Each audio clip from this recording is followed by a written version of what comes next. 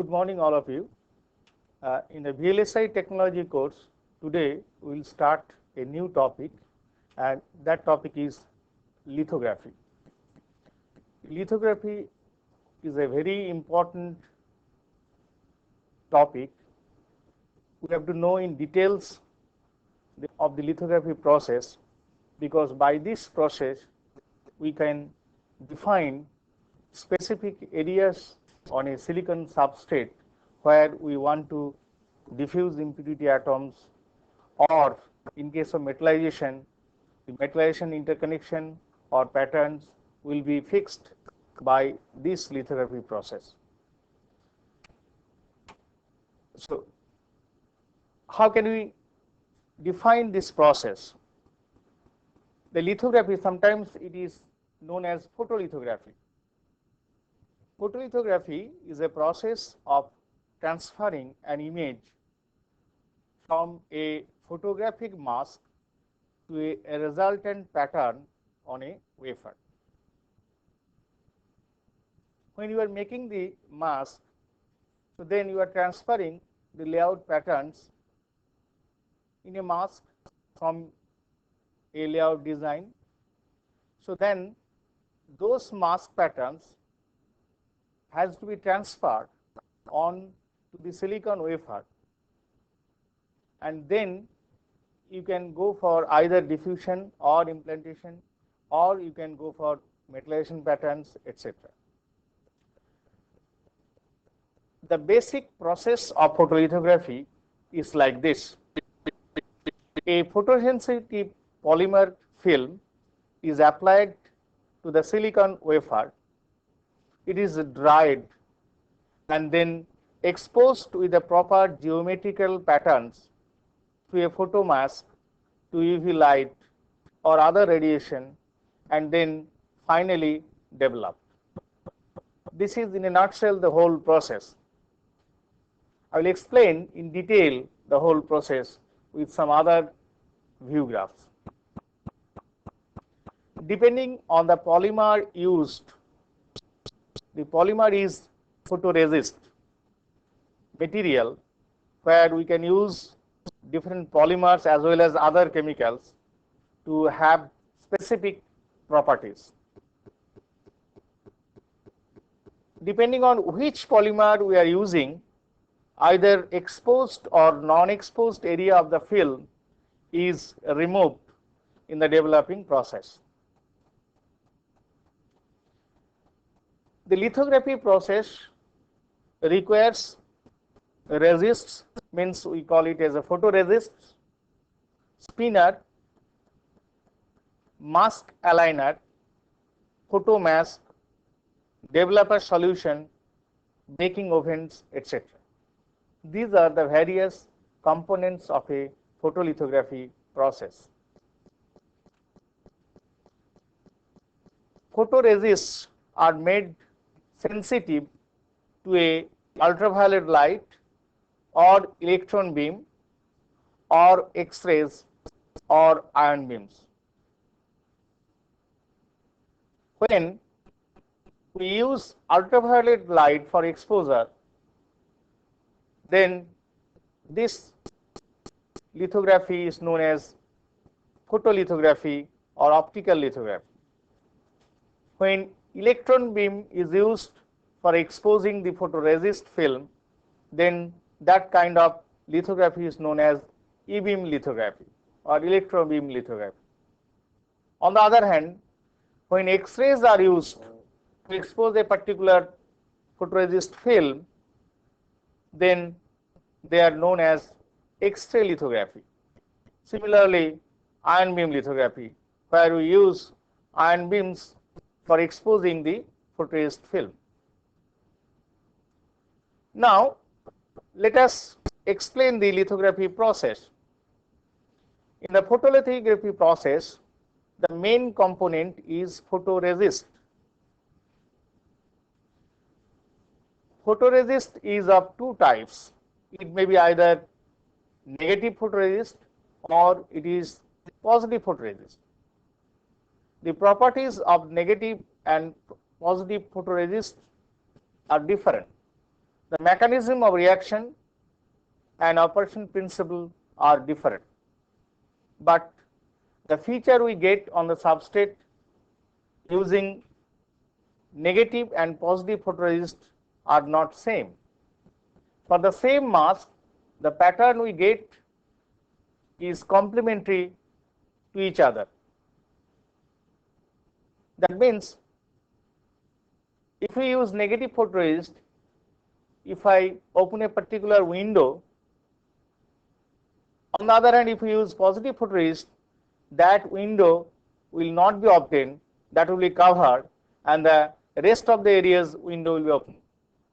That the feature is complementary. And the main difference in the property of the negative and positive photoresist is like this. Negative photoresist becomes less soluble in developer solution when they are exposed to radiation. On the other hand, positive photoresist becomes more soluble after exposure. That means the behavior is just opposite. Exposure by UV light on negative photoresist, the photoresist becomes less soluble in developer solution. That means it becomes hardened. It's not soluble. On the other hand, if you use positive photoresist, the photoresist becomes soft, we can say, and that particular photoresist is dissolved in developer solution. And why it is happening, that I will discuss in detail. And now in this photograph, you can see the complementary behavior of these positive and negative photoresist using the same mask. Now here, in the photograph, the green color is a substrate material, and the orange color, sorry, not green, the blue color. Blue color is a substrate material, and the orange color here is the photoresist film, and on the top you can find a line, black line. I mean here the black line means it is the opaque region on a mask. A mask plate is kept on the surface of this photoresist film, and on the mask is a glass plate, I have told you earlier also, where you will get some transparent region and some opaque region. Through the opaque region, the light cannot pass, and transparent region light will pass. So now, same mask is used in both the photoresist. Now you see the ultraviolet light is exposed now. If I use the same ultraviolet light, same means I want to say the ultraviolet light of same wavelength, then after exposure, then we will develop, and after development we will find that wherever the photoresist is covered by the opaque region, that means the places where this UV rays cannot reach onto the photoresist film, that means no reaction will take place. So that particular region, in case of negative photoresist, will be soluble, but where the ultraviolet light exposed this particular region and this particular region, there it is less soluble in developer solution, means it has become hardened. On the other hand, in positive photoresist, you can see here the same mask is used. Here the region where ultraviolet light exposes, that means the left and right side of the mask here, that becomes more soluble after exposure, and in the developer solution it has been removed, and the region which is protected by the opaque region of the mask has remained intact. It has not dissolved in developer solution. That is the basic difference in negative and positive photoresist behavior. Clear? Next,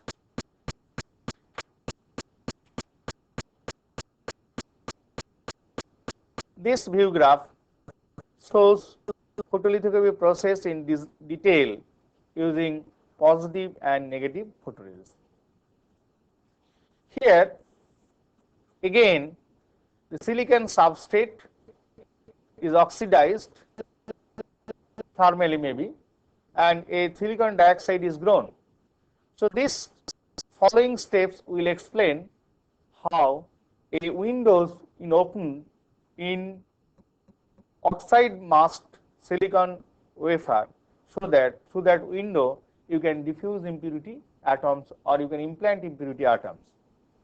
So silicon is converted to silicon dioxide. That silicon dioxide thickness is nearly 5000 to 6000 angstrom unit for masking properties, and then on silicon dioxide an uniform layer of photoresist film is coated.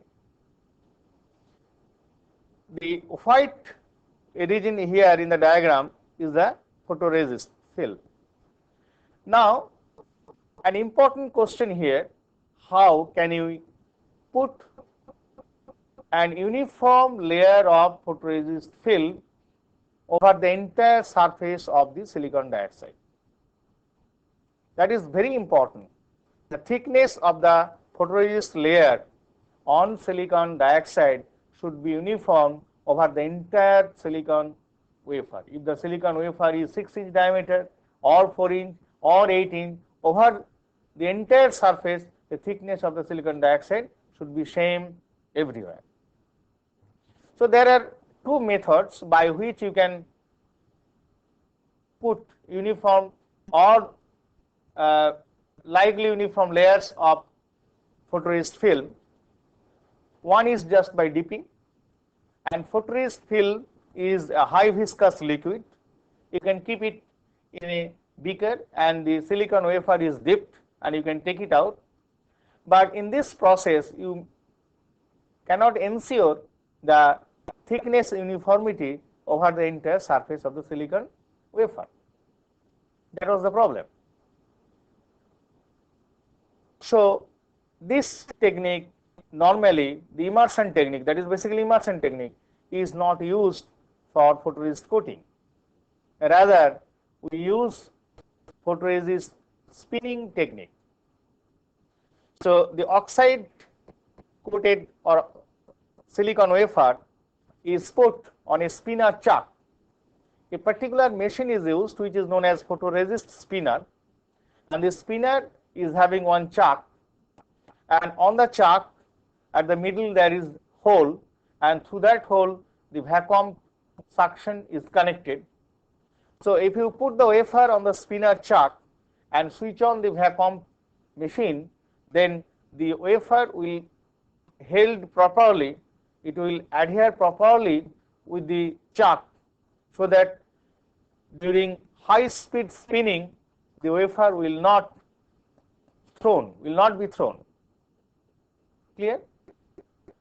So if the vacuum suction is not used for holding the wafer properly on the spinner chuck, then during the spinning process the wafer will be thrown from the, because of high speed spinning, it will be thrown from the chuck and the wafer may break. It can damage the wafer.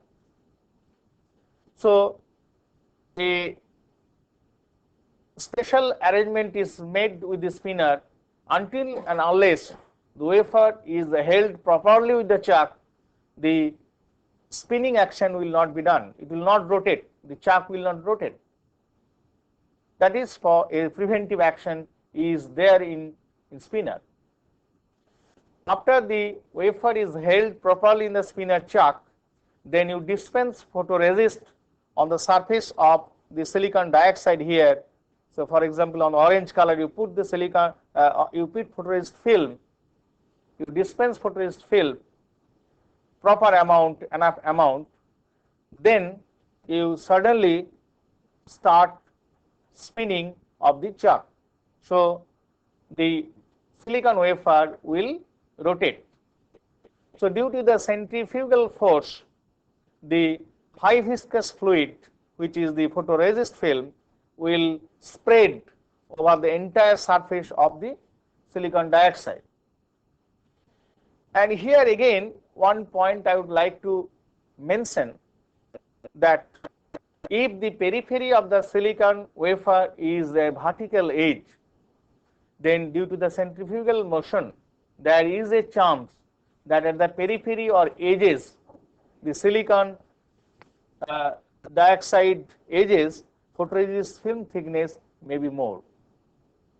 In order to avoid that, the silicon wafers are manufactured in such a fashion that at the periphery, at the edges, there is a wedge shape, and because of the wedge shape, there is a downward wedge, and because of that, the photoresist film will spill over, and the excess portion will spill over on the container of the spinner, and the edges photoresist thickness will not be high compared to the middle. Now you may ask one question, that what will happen if the photoresist thickness is not uniform? The answer to that question is that if the photoresist thickness is non-uniform, then when you are using the ultraviolet light for exposing, the UV energy will react with photoresist. The UV source is uniform intensity and the wavelength is fixed. So now this ultraviolet light will react with the photoresist thickness, and if the photoresist thickness is different at different region, so amount of energy required for completion of the reaction will be different, but we are using the ultraviolet light of the same intensity over the entire wafer. If the energy requirement is different at the different region because of the non-uniform thickness of the photoresist, then the reaction will not be completed with the uniform intensity exposure. Then after development of the photoresist film using developer solution, we will get the photoresist pattern different at different region. In some region, we will see that it is underexposed, and some region we will found it is overexposed. Since the energy received by the entire wafer from the UV light is same, so we have to ensure that film thickness, that means photoresist film thickness, is uniform over the entire surface of the wafer. Is clear? If it is a non-uniform, then some portion I have to expose longer time, some portion I have to expose lesser time. That is not possible, because we will expose uniform time for the entire wafer. Expose the wafer over in uniform time for a fixed time, that means that is maybe 3 seconds, 4 seconds or 6 seconds. So to avoid that problem, photoresist thickness must be uniform over the entire surface of silicon wafer. After the photoresist is put uniformly over the entire surface of the silicon dioxide here, next step is to bake the resist, because photoresist film is a liquid, that is high viscous liquid. So you have to bake it for some time at certain temperature, so that its solvent will evaporate and it will be hard. Okay. Otherwise, you cannot go for the next step, because in the next step, some alignment will be done, mask will be placed on the photoresist film. So photoresist film may deform. In order to prevent the deformation of the photoresist film, before going for mask alignment or before putting mask on the mask plate on the photoresist film, so that has to be baked at a certain time for a certain temperature. In this context, I should mention that photoresist spinner sometimes is used. There are another photoresist spinner is used, that is two-step spinning. After dispensing the photoresist film, initially as soon as you switch on the spinner, initially the spinner will rotate at a lower speed, so that the photoresist film will spread uniformly, and then at a higher speed suddenly it will attain, so that the thickness will be uniform over the entire surface. For initial spreading and settling, initially maybe 300 or 300 to 500 RPM, the spinner is rotated, and after say 10 seconds or say 5 seconds, then suddenly the speed from 500 RPM goes up to 4000 or 5000 RPM. And one specific feature of this spinner is when it is spinning, the speed should be uniform. During the spinning time, if I allow say 30-second or 40-second spinning time, so over that time the speed should not change. Because of those critical parameters, a spinner is also very expensive, because its mechanical part should be very good, so that there should not be any tolerance. At the same time, when the chuck is spinning, so there should not be any tilting in the speed. That may cause non-uniform thickness of the photoresist film. And the whole process has to be done in class 10 clean room condition, because any amount of dust particles or impurity particles may cause damage on the photoresist film. That may act as a mask on the photoresist film. And another environmental condition required for photolithography is that room illumination should be yellow or red, because it should not be low wavelength region, it should be higher wavelength region, because higher wavelength region the radiation will have less amount of energy and it is insensitive to the photoresist film. So that's why the photolithography room sometimes is referred as the yellow room. And another point, the humidity of the photolithography room should be very low. It should be within 50%. If humidity is more, then there is a problem of adherence of the film on the silicon substrate. When you are spilling the silicon substrate with photoresist film, after that you just dried it in oven, and then you expose and develop, and sometimes it has been observed that during development the whole photoresist film is peeling off, it is coming out. That means the photoresist film has not been adhered properly. There are a lot of reasons of improper adherence of the film. One of the reason is that surface cleanliness. The surface should be highly cleaned before going for photolithography process, and there should not be any moisture content in the environment. That is another problem. If the photoresist surface contains some humidity, then the problem is the adherence of the photoresist is not good. So that's why the 50% or less humidity is very important consideration when you go for lithography process. Now I am coming back to the process here in the diagram.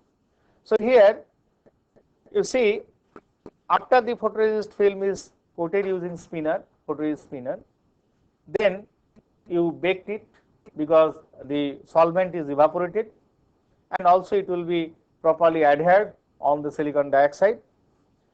Then it is put in a mask aligner machine, and there the mask plate is properly aligned on the surface of the silicon dioxide. Proper alignment means if earlier some pattern is there on the surface, then the next pattern must be aligned with the previous pattern.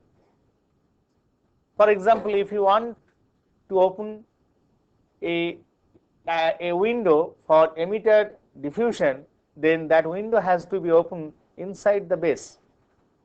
So that means the emitter window region has to be aligned into the base region. So that is done with the help of mask alignment machine, and in the machine there are several micro movements are there, x, y, z and theta. In different direction you can move the silicon wafer, and you can keep the silicon substrate, and you can keep the mask plate fixed, so that the wafer comes in the proper below the proper region of the mask plate, and after alignment is over, then you expose with ultraviolet light here. If you expose with ultraviolet light, so in the mask plate the black region is the opaque region and rest of the portion is the transparent. So obviously the black opaque region will prevent ultraviolet light to pass. So now if you use positive photoresist and negative photoresist, then the feature will be different after development. Just in the previous view graph I explained that. So if you use positive resist, then what will happen? The exposed region will be dissolved in the developer solution, positive developer solution. And if you use negative resist, the exposed region will be less soluble. So it will become hardened, for example. So then in negative photoresist, the exposed region with this region, this and this, here you see that has become hardened. This is less soluble in developer solution, and the protected region is more soluble here because no reaction has taken place. It will dissolve in the developer solution. So you can get a window here. On the other end, in positive photoresist, this is protected, and all other remaining process the window is open. That is after development. So after development in the developer solution, then you are patterning what? You are patterning photoresist film.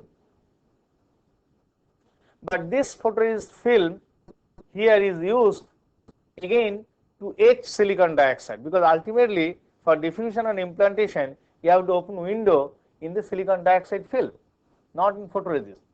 And here we are taking help of the photoresist film for opening window in silicon dioxide, because the photoresist layer here will protect the below silicon dioxide from etching. Similarly, photoresist layer in the negative photoresist pattern here will protect a large region for etching of silicon dioxide. Through the window only silicon dioxide can be etched. So after the development process is over, then you have to again bake the silicon substrate along with photoresist, because development process is a liquid, lot of liquid you are using. Developer is the liquid. So in that liquid, some liquid will be absorbed by the resist. So that has to be evaporated. So again you have to put on oven, baking oven, and that is known as post baking arrangement.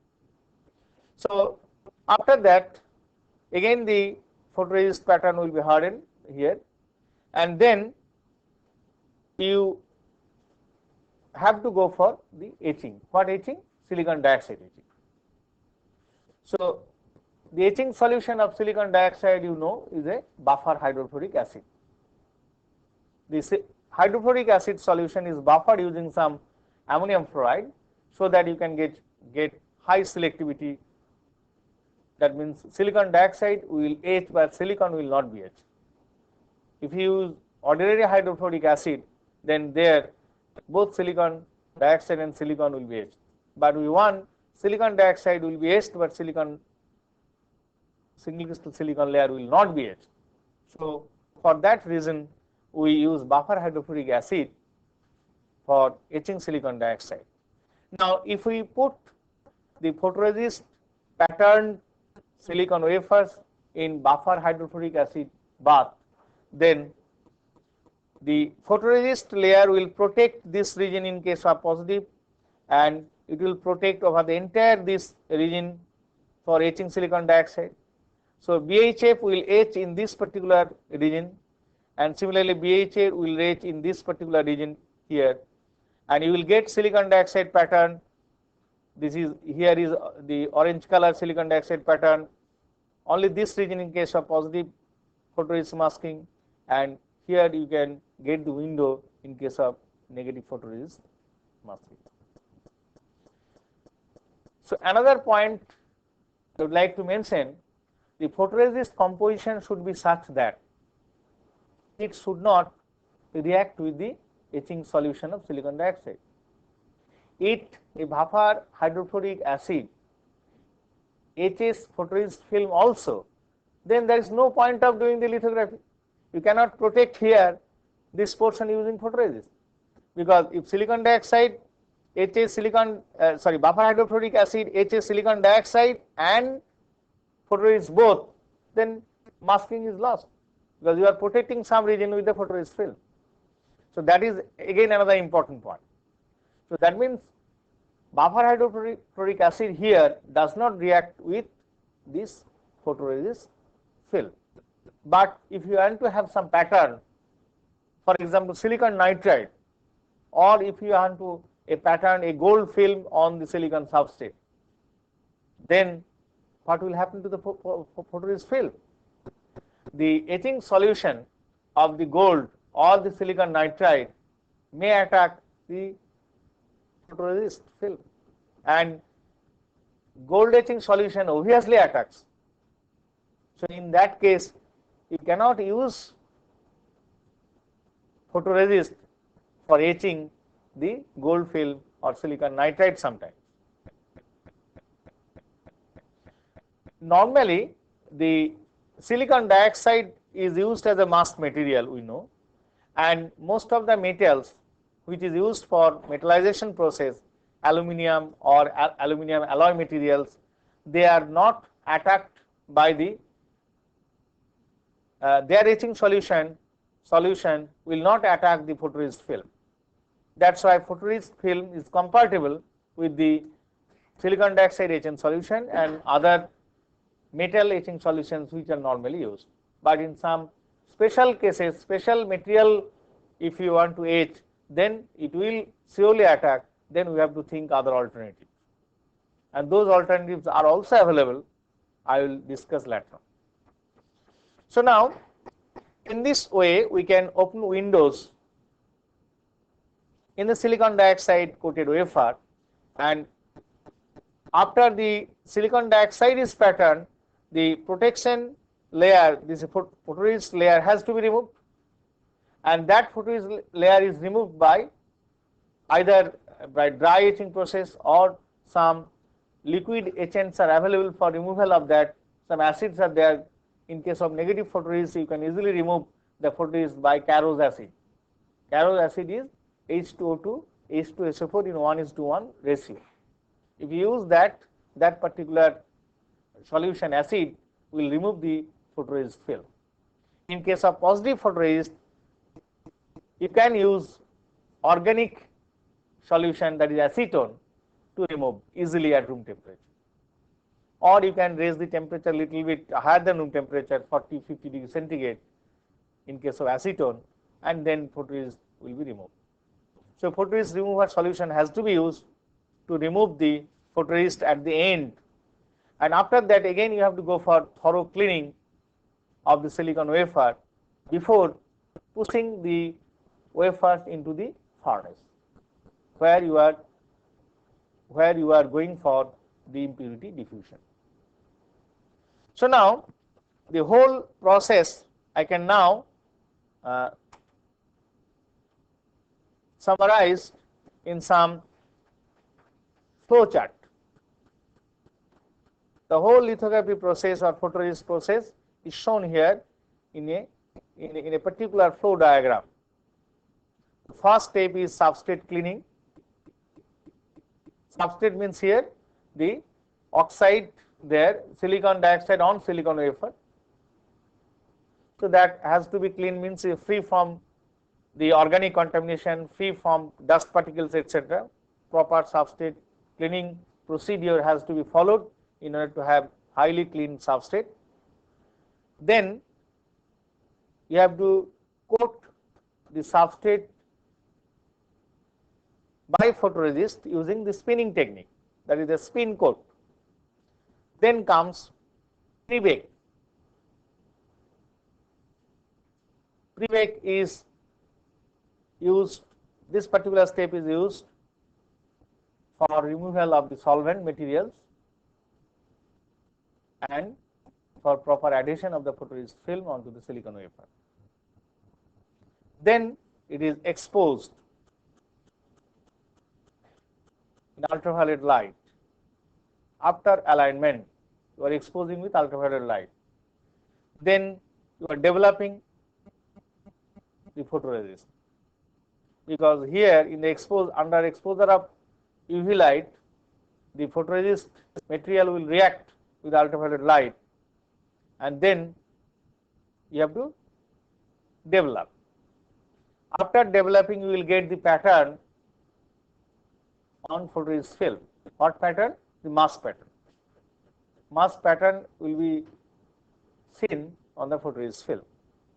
Then you will go for post baking, because developing process is again liquid you are using. Developer solution is a liquid aqueous material, and then you have to dry properly and bake it, so that again photoresist will be hardened. Then you go for etching. What etching? Silicon dioxide etching with masking of photoresist film, with protection layer of photoresist film. After etching is over, then you strip the photoresist film, and then you clean and go for the next step. Okay.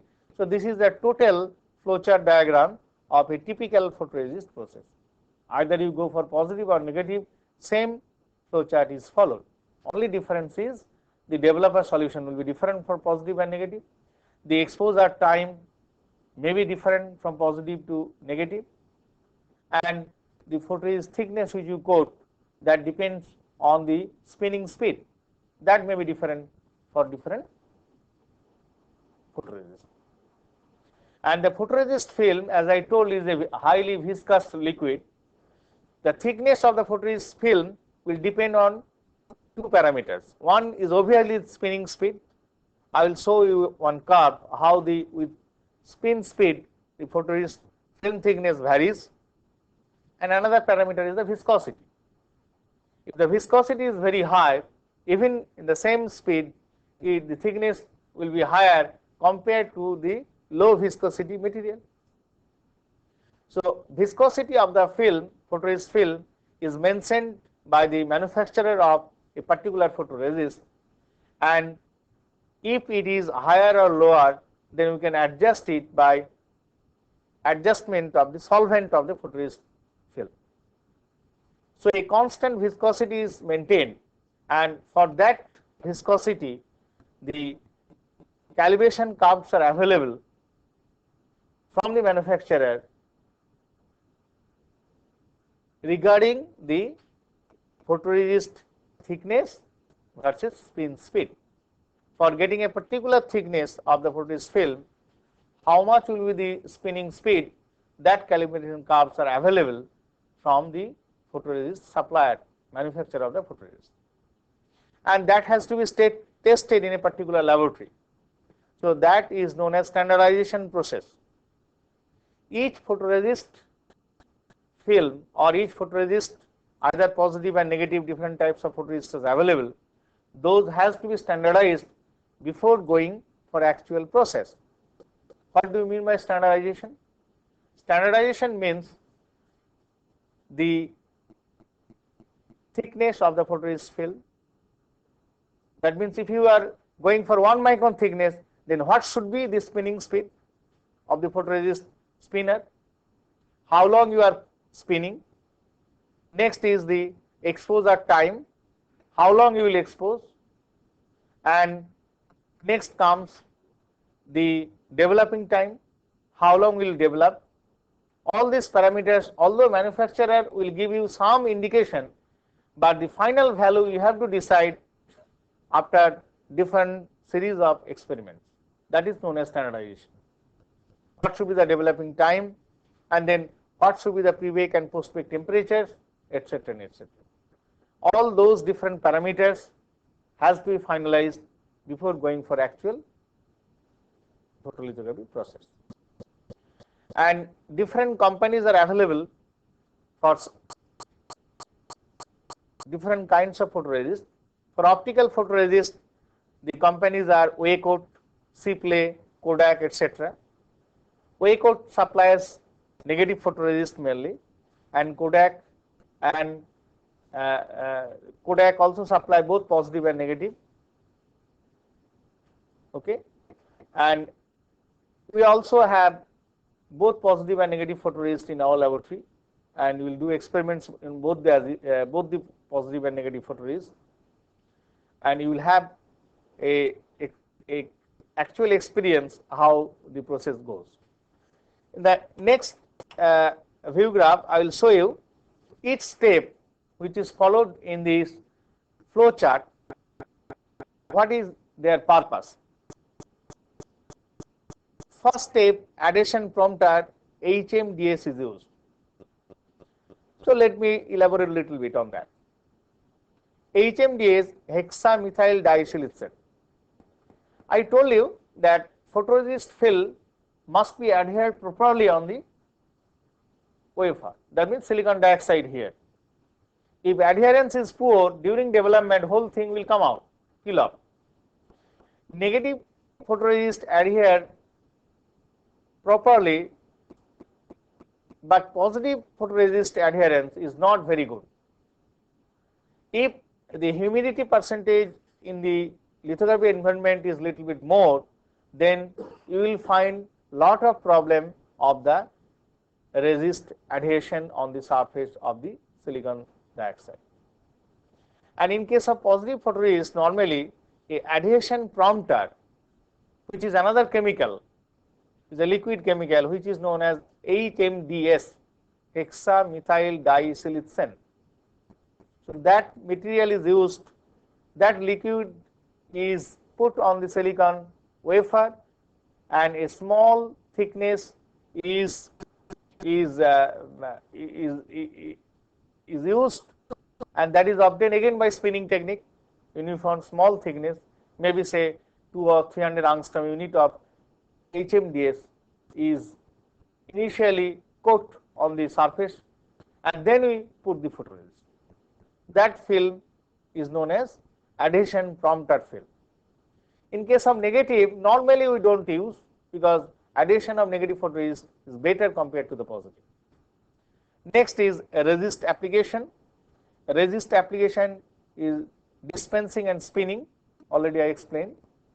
Then resist dry, that is done in the pre-bake step, and in the pre-bake resist is dried to remove the solvents. Resist pre-bake is to harden and improve the adhesion also. Then expose. Exposure of UV light defines image in the resist.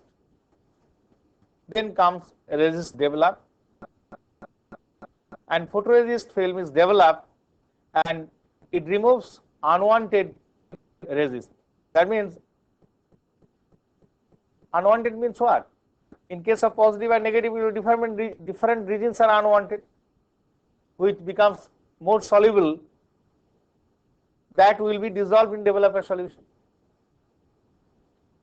After the development process, then comes resist post-bake, and in a resist post-bake method also improves adhesion.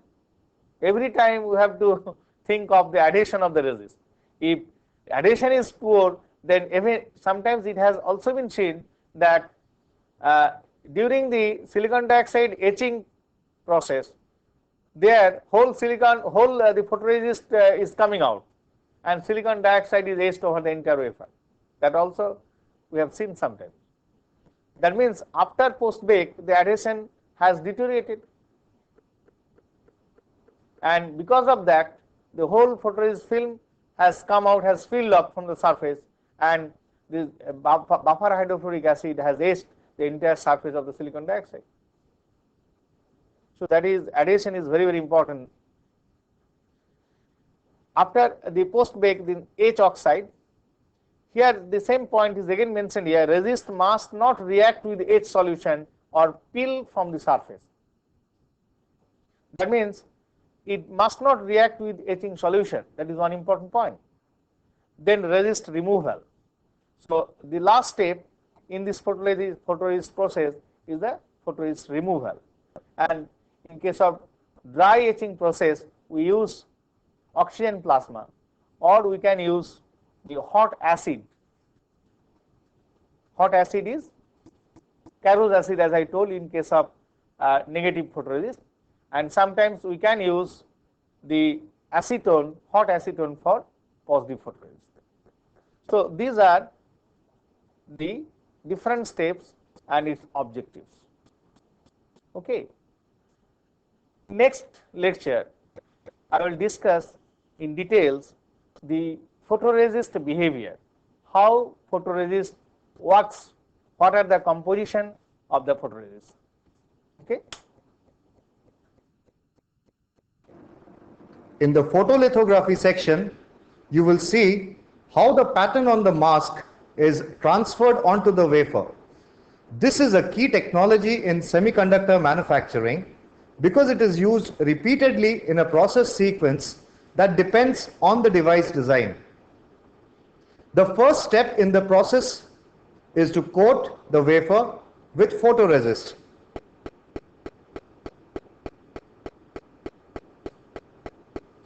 The wafer is placed on the spinner chuck. Some photoresist is being dispensed on the oxidized silicon wafer.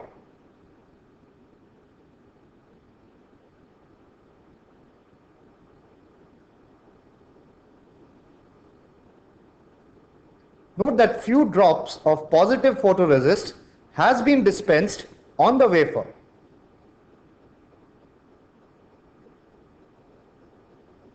Please notice how the photoresist spreads on the wafer. To coat the photoresist uniformly over the wafer is being spun at a constant speed. In this case, we use a spin speed of 4000 RPM for 20 seconds.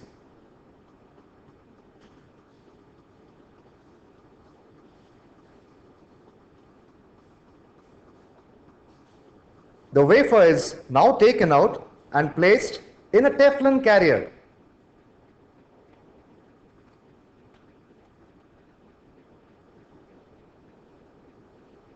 Our next step is pre-baking. Pre-baking improves adhesion of the photoresist film to the wafer. For pre-baking, the photoresist coated wafer is placed inside a clean oven for a fixed time at a specified temperature. This is specified in the manufacturer's data sheet.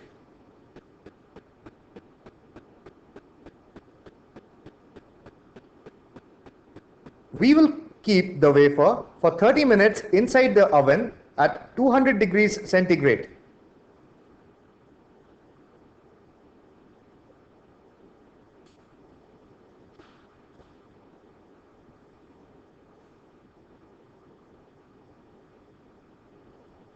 Now the wafer is taken out and it is now ready for the next step, that is mask alignment.